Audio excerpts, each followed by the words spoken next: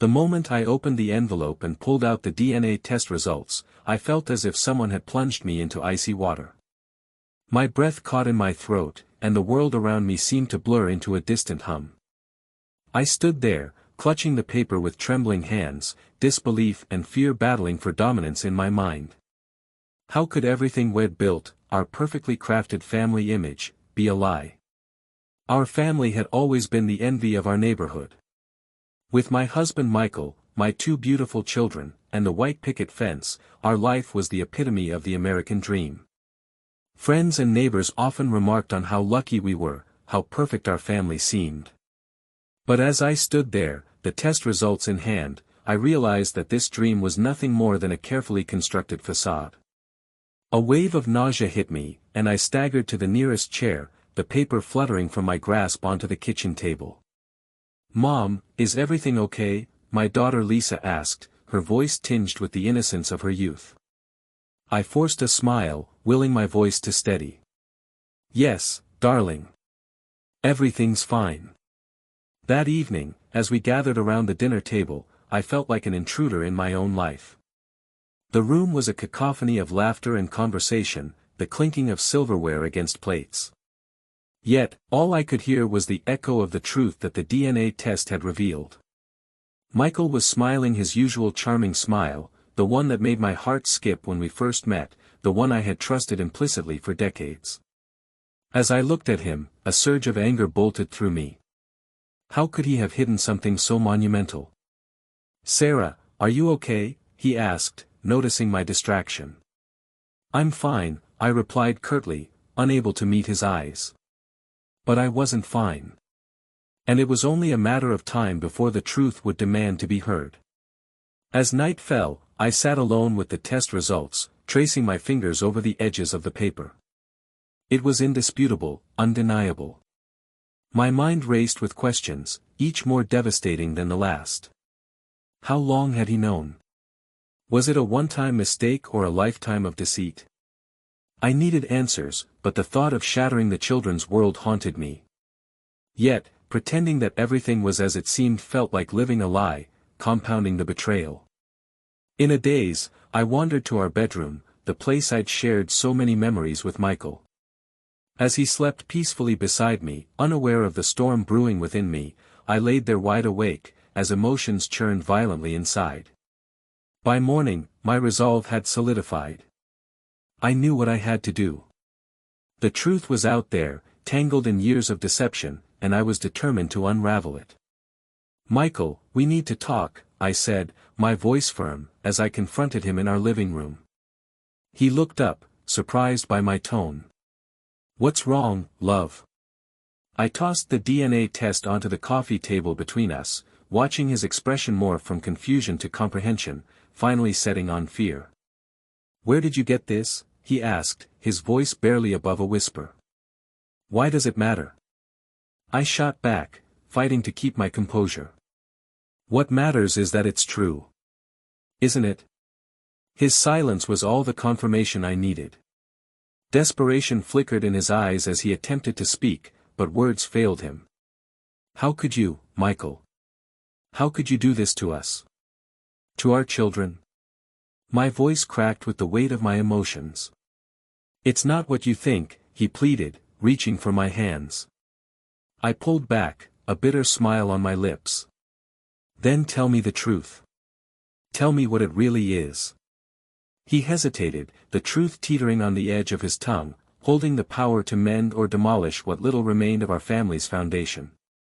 Our confrontation was just the beginning. The path to justice, my justice, had been set in motion. With or without Michael's cooperation, the truth would out, and with it, perhaps a semblance of peace.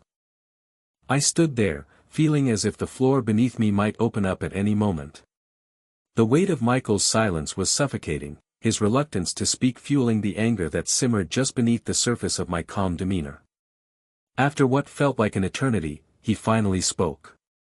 His voice was soft, almost resigned. "Sarah, I never meant for it to turn out this way. I didn't know how to tell you." I folded my arms across my chest, using every ounce of restraint to keep myself from screaming. Tell me what, Michael?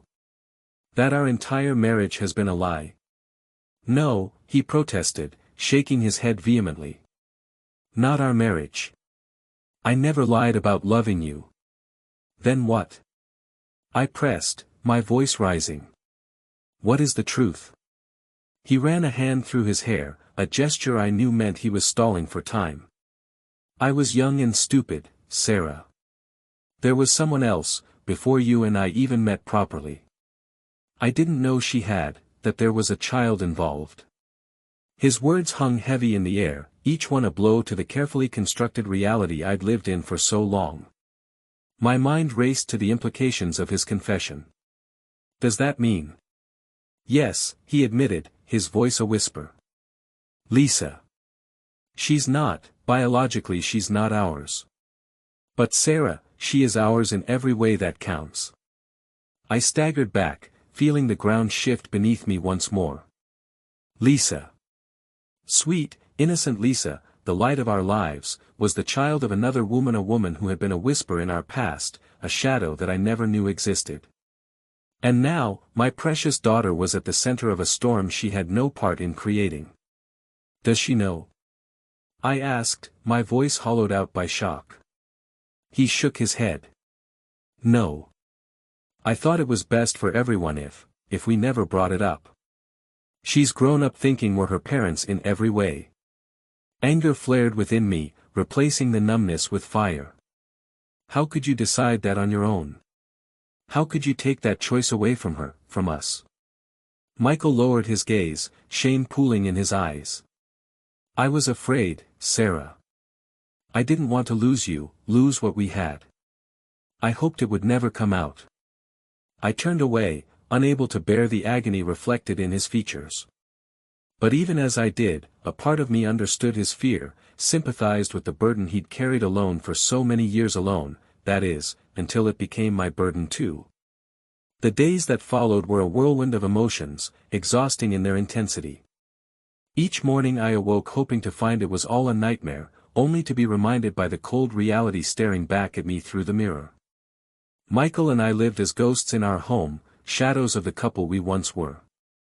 The silence between us was more telling than words ever could be, the unspoken truths forming a chasm that seemed insurmountable.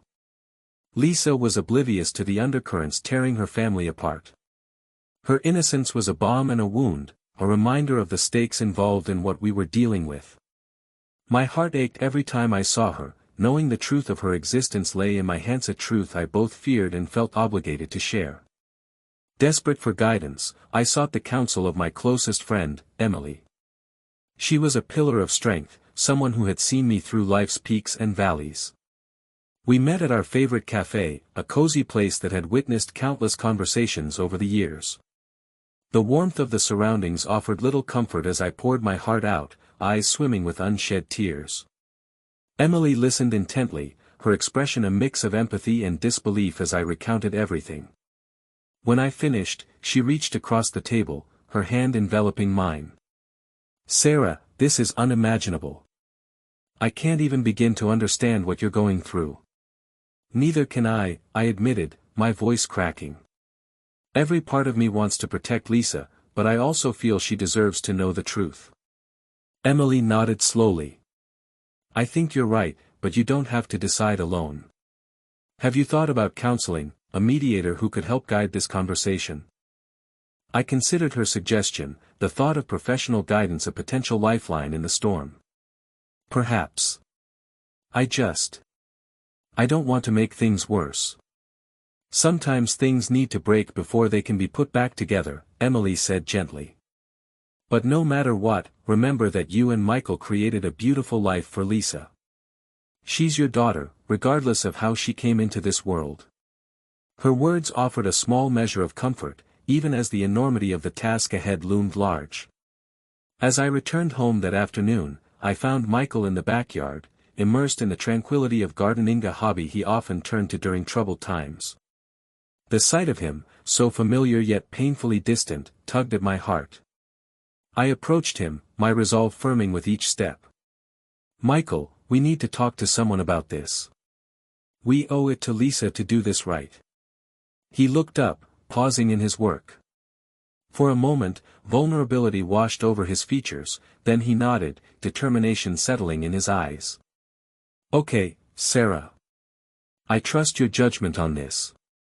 The days turned into weeks as we sought out a counselor who could help navigate the precarious terrain of revelation. Every session peeled back another layer, exposing more of the pain and fear we both harbored. Yet, with each session, I felt the steadying hand of clarity guiding us toward a resolution, however painful it might be. Lisa needed to know about her identity, about the complexities of her origins that had been concealed by love and fear in equal measure. As her parents, it was up to us to ensure she received the truth with dignity and understanding, even if our world might never be the same again.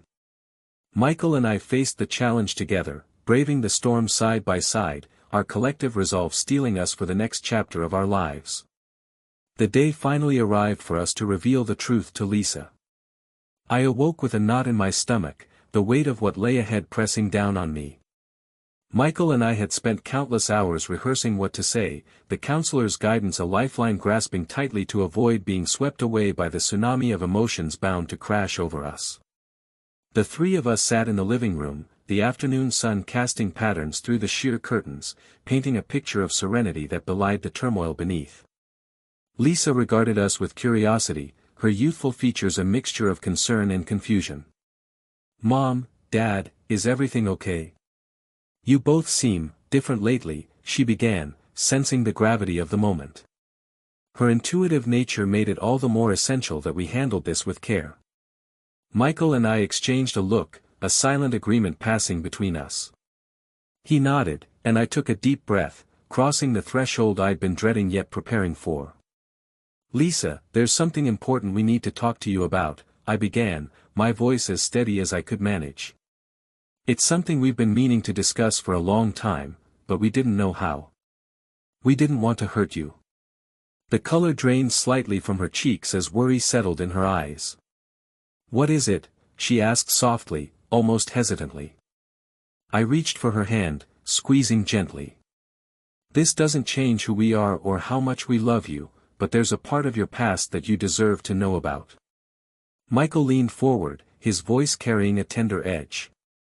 "Lisa, before you were born, before your mom and I were together, I was in a relationship with someone else. What I didn't know until much later was that you were born during that time." Her brow furrowed, confusion knitting across her face. "So, you're saying? Biologically, I'm not your mother," I said, the words clawing their way out of me. "But my love for you, that's never been in question. You've always been my daughter in every way that matters." I watched as the reality of our words sank in. Her eyes widened, flicking between the two of us as she processed the seismic shift beneath her feet. "Did you lie to me?" she asked, voice trembling with a mix of betrayal and yearning for reassurance. "We didn't tell you the whole truth because we wanted to protect you," Michael replied, his tone pleading for understanding. "Our love for each other, for you, overshadowed everything else." Tears glistened in Lisa's eyes, her composure slipping as the world she knew tilted on its axis. "Why now? Why tell me this now?" I brushed a stray tear from her cheek, my heart aching at her pain. "Recent events brought everything to the surface, and we realized you're old enough to know the truth. We wanted you to hear it from us, not from anyone else." Silence enveloped us, the only sound the rhythmic ticking of the clock marking the passage of time. I felt the weight of my daughter's gaze as she tried to reconcile the love and trust she placed in us with the revelation of our deception. Lisa stood abruptly, her chair scraping the floor with a jarring sound. "I need some time to think," she said quietly, before retreating to her room, leaving Michael and me staring at each other across the remnants of our shattered reality. As the door clicked shut behind her, I turned to him, a sense of helplessness overwhelming me. "What if she never forgives us?" I whispered, the fear of losing her compounding the pain of the lie. Michael reached for me, pulling me into a comforting embrace. "We have to believe that love will guide us through this, that in time shall understand." The hours stretched into an eternity as we waited, each minute laden with the uncertainty of her reaction. I replayed the conversation over and over, mulling over every word, every nuance, searching for assurance that we had done the right thing. In her room, Lisa lay wrapped in a cocoon of confusion, her thoughts a tempest of emotions she couldn't yet articulate. The foundation of her identity had been cracked open, and she needed space to sift through the debris. The house felt like it was holding its breath, waiting for the moment when the dust would settle and clarity would emerge. I found myself standing outside her door, hesitant to intrude but desperate to offer comfort, to remind her that whatever happened, she was loved unconditionally. After a few agonizingly slow days, Lisa emerged from her room, her demeanor composed but her eyes reflecting the storm still raging within. She approached us tentatively, holding an envelope in her hand, the same envelope I had held with dread not so long ago. "I've been thinking a lot," she began, her voice steady. "And I needed to confirm what you said. I took a DNA test." My heart sank, fearing the pain she had voluntarily put herself through. But her resolve was unyielding, a testament to her strength. "And?" Michael prompted gently, bracing for what was to come. "You're right," she said, the words laced with vulnerability and acceptance. "The results came back. But it doesn't say anything about who my real parents are." "That part, I already know." Tears filled my eyes as I absorbed the depth of her response. Lisa had taken the first steps toward her own truth, reaffirming the bonds that had been tested yet remained unbroken.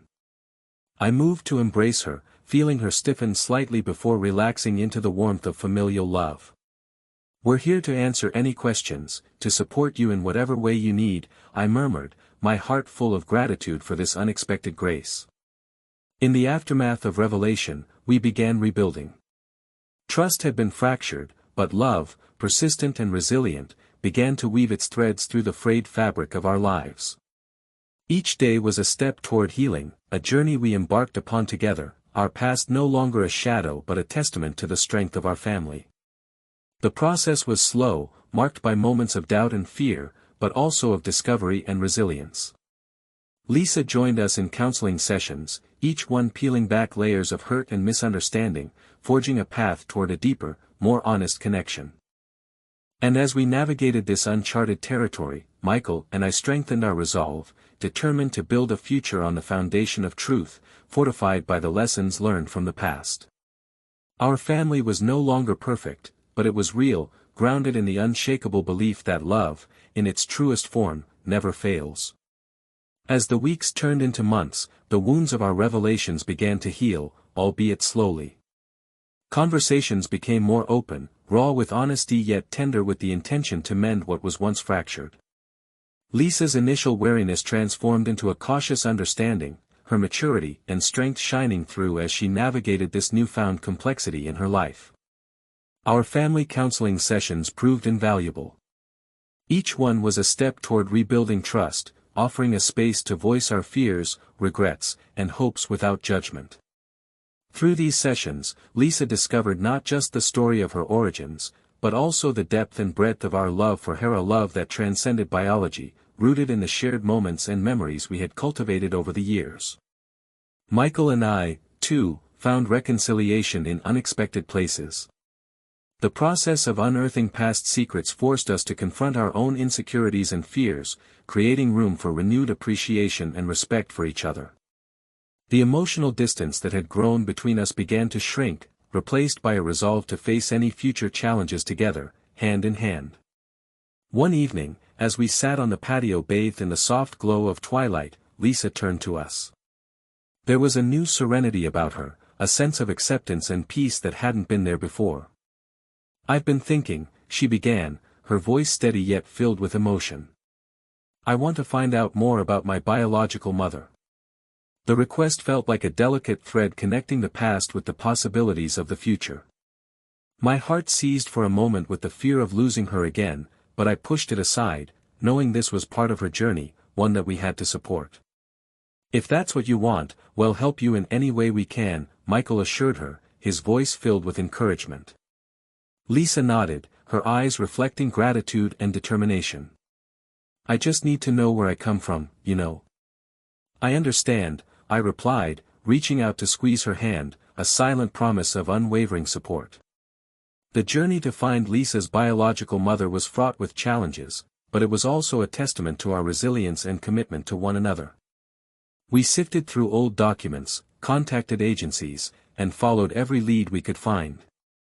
The process was painstaking, each step forward reminding us of the fragility and strength inherent in family bonds.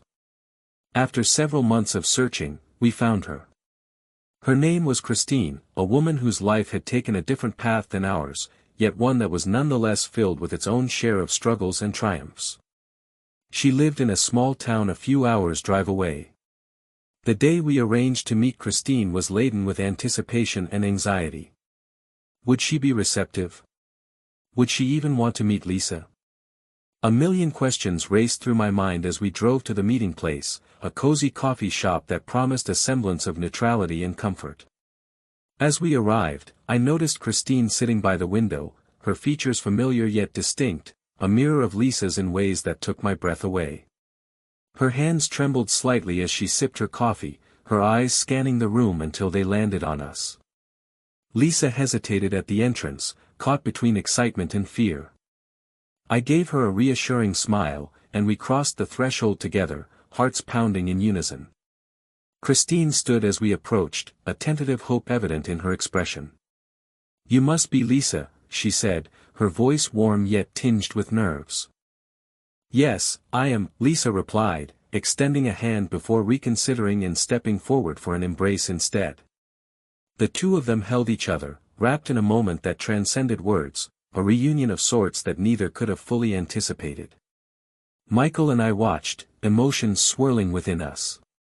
The sight of them, two people connected by fate and circumstance, was overwhelming and beautiful in its simplicity. Over the next few hours, they talked, their conversation weaving through the past, present, and future. Christine shared stories of her life, her reasons for giving Lisa up for adoption, and the relief she felt knowing Lisa had found her way to us, to a family who loved her so deeply. "I always hoped that you'd find your way back," Christine confided softly, tears glistening in her eyes. "I wanted what was best for you, and it seems you found it." Lisa's response was heartfelt, filled with gratitude for the choices that had been made long ago. "Thank you for giving me the chance to find my own path." The meeting was a turning point, a moment that added richness and context to Lisa's life story. It didn't erase the pain or confusion of the past months, but it wove a new thread into the tapestry of her identity, one colored by acceptance and closure. As we drove home, Lisa was quiet, lost in her thoughts. I glanced at her, worry tugging at me. "Are you okay, sweetheart?" She nodded, a small smile playing on her lips. "I am. I feel complete. Like a piece of me that was missing is finally back." Her words resonated, a balm to the fears that had haunted me since the day the truth came out. It was a sign that we had done something right, that in helping her discover her roots, we reinforced the branches of her identity. Back home, life gradually settled into a new rhythm. The initial storm, with its destructive energy, had passed, leaving behind fertile ground for growth and renewal. Our family, once enmeshed in a web of secrets and unspoken truths, emerged stronger, bound together by the storms we had weathered. Michael and I continued to work on our relationship, each day a conscious commitment to openness and honesty. We took up new hobbies, went on adventures both big and small, and rediscovered the reasons we had fallen in love in the first place. Lisa flourished in her post-discovery life, her confidence bolstered by the strength of knowing her full story. She excelled in school, deepened her friendships, and embraced her identity with a grace that astounded us all. And although shadows of the past lingered, they were no longer daunting. They were reminders of our journey, markers of how far we had come and how much we had grown. Our story, with its twists and turns, was now one of resilience, love, and the enduring power of family, a testament to the truth that had finally set us free.